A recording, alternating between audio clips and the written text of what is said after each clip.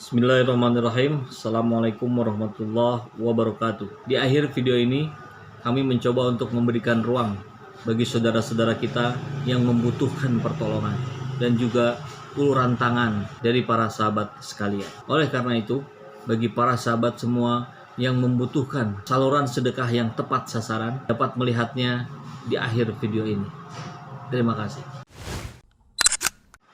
Bismillahirrahmanirrahim. Assalamualaikum warahmatullahi wabarakatuh. Sahabat semua, tentu kita sudah tahu semua ya bagaimana sosok seorang Ade Armando ini dan seberapa kontroversialnya orang ini. Ini sering kita kenal menjadi seorang yang kuartet ya, bagian dari 4 orang yang tugasnya seperti yang sama persis, berusaha mengobok-obok kepentingan umat Islam ya, bersama Eko Kuntadi, Denny Siregar dan Abu Janda. Abu Janda sudah dilaporkan oleh Ketua DPP KNPI ke Barreskrim dan kita akan lihat apakah akan terjadi keadilan seperti di prosesnya Ambrosius Nababan. Nah, kabar dari Ade Armando ini mau coba saya angkat di video kali ini untuk menjadi pelajaran kita semua, untuk kita lebih berhati-hati terhadap orang-orang yang senantiasa berupaya untuk mengacaukan ketentraman umat Islam. Ya, kalau kontroversi yang dibuat Ade Armando biasa-biasa saja, saya kira kita juga nggak terlalu peduli. Biarin saja lah, sudah banyak juga yang kita abaikan. Tapi mengingat seluruh pernyataan yang diucapkannya kemungkinan besar berdampak signifikan terhadap ketentraman umat, maka saya kali ini akan mencoba mengangkatnya. Dari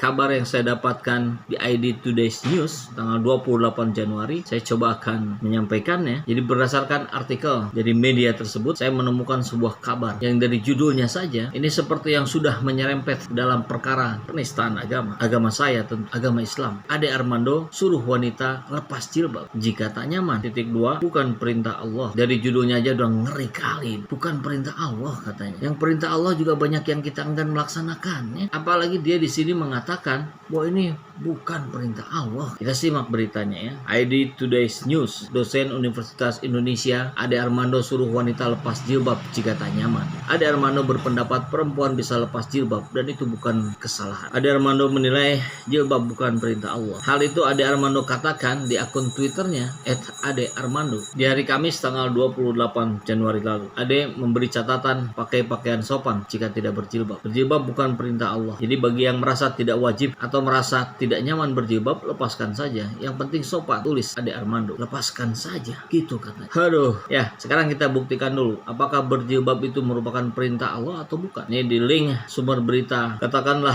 kepada wanita yang beriman, hendaklah mereka menahan pandangannya dan kemaluannya, dan janganlah mereka menampakkan perhiasannya kecuali yang biasa tampak daripadanya, dan hendaklah mereka menutup kain kudung ke dadanya, dan janganlah menampakkan perhiasannya kecuali kepada suami mereka. Quran surat An-Nur ayat 31. Kalau nggak cukup, ini ada lagi. 2. Hai Nabi, katakanlah kepada istri-istrimu, anak-anak perempuanmu, dan istri-istri orang mukmin, hendaklah mereka mengulurkan jilbabnya ke seluruh tubuh mereka. Yang demikian itu supaya mereka lebih mudah untuk dikenal, karena itu mereka tidak diganggu, dan Allah adalah Maha Pengampun lagi Maha Penyayang. Quran surat Al-Ahzab ayat 59. Oke, paham belum Pak Armando? Nah, tadi kan Bapak bilang kalau yang penting berpakaian sopan. Kita simak hadis berikut ini. Ada 2 golongan dari penduduk neraka yang belum pernah kulihat. Satu kaum yang memiliki cambuk seperti ekor sapi untuk memukul manusia, dan 2, para wanita yang berpakaian tapi telanjang, berlenggak-lenggok kala mereka seperti punuk unta yang miring. Wanita seperti itu tidak akan masuk surga dan tidak akan mencium baunya, padahal baunya dapat tercium dari jarak sekian dan sekian. Hadis riwayat Muslim nomor 2128. Berpakaian sopan itu adalah menutup aurat. Ya, itu betul. Tapi kalau hanya berpakaian sopan saja, maka bagian aurat yang lain yaitu rambut menjadi terbuka. Anak TK juga tahu itu. Nah, yang seperti ini kan jadinya cocok dengan hadis di atas. Berpakaian tapi telanjang. Telanjang di sini maksudnya adalah mempertontonkan perhiasan, keindahan dari seorang wanita. Aduh, Bapak kalau sudah bilang begitu bisa kena delik pencemaran agama loh Pak. Bapak Armando ini sudah kebablasan saya kira. Ya sudah, kita lanjut baca beritanya ya. Hal ini dikatakan Ade Armando mengomentari kontroversi siswa bukan Islam di SMK Negeri 2 Padang yang disuruh pakai jilbab. Sebelumnya seorang siswi non-muslim di Kota Padang, Sumatera Barat diwajibkan memakai jilbab ke sekolah. Alasannya, berkerudung bagi siswa sudah menjadi aturan di sekolah tersebut. Kasus ini viral setelah ayah siswi tersebut mengunggah video percakapannya dengan pihak sekolah. salah lewat siaran langsung di akun Facebook bernama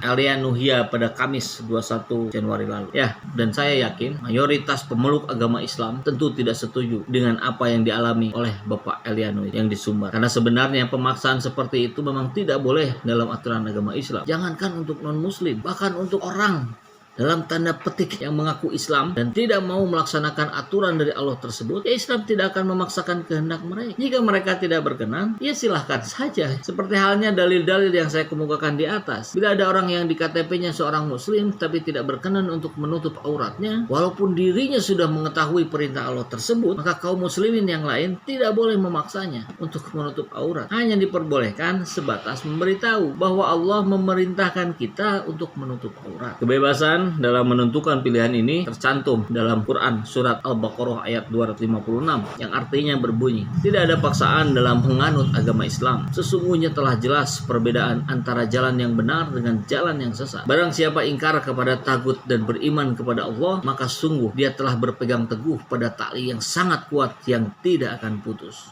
Allah Maha mendengar, Maha mengetahui. Namun banyak yang menafsirkan bahwa ini berkaitan dengan pemaksaan non-muslim untuk mengucapkan syahadat saja. Padahal jelas bukan cuma itu. Memerintahkan seorang non-muslim untuk menjalankan ajaran Islam juga merupakan yang dimaksudkan ayat tersebut. Termasuk di dalamnya adalah perintah untuk menggunakan kerudung, jilbab. Berkerudung sendiri merupakan gaya hidup seorang muslim, dan Islam bukan sekedar agama yang tertera di KTP ataupun agama yang dianut dengan kita mengucapkan syahadat saja. Islam juga adalah gaya hidup, di mana keislaman seseorang ditentukan dengan bagaimana dia menjalani kesehariannya dari bangun pagi sampai dia tidur. Oleh karenanya, memaksa non-muslim untuk menjalankan gaya hidup seorang muslim, ya punya bobot kurang lebih sama lah dengan memerintahkan non-muslim untuk mengucapkan syahadat. Sama halnya dengan saat orang yang sudah mengucapkan syahadat dan ber-KTP muslim tapi tidak menjalankan gaya hidup seorang muslim, maka kita tidak boleh memaksa karena pada dasarnya mereka belum 100% muslim. Ya, agak berat saya berbicara tentang agama nih. Karena kan sebetulnya saya ya rakyat jelata saja yang ilmunya juga dangkal, bukan ustadz apalagi kiai. Tapi yang saya sampaikan sekarang semata-mata adalah pengetahuan dasar yang saya miliki, yang juga senantiasa diketahui oleh setiap kaum muslim. Saya kira sih begitu saja.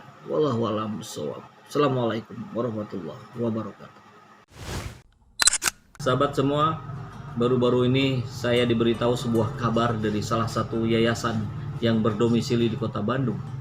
Yayasan tersebut bernama Yayasan Sahal Al-Quran atau lebih dikenal dengan nama Sahal.